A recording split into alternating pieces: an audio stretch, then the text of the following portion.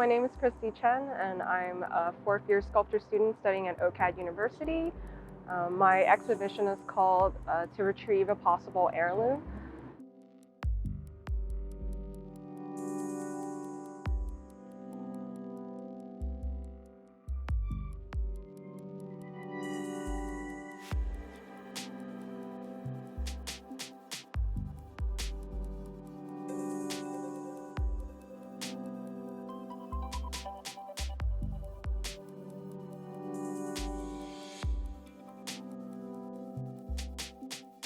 So it's a work about retrieving lost intergenerational knowledge through my paternal and maternal ancestors.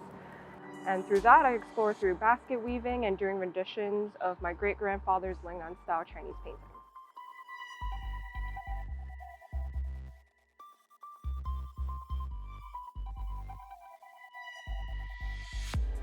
I'm hoping after I graduate from OCAD, I can show in different exhibition spaces. Hopefully I can get to do some curatorial work.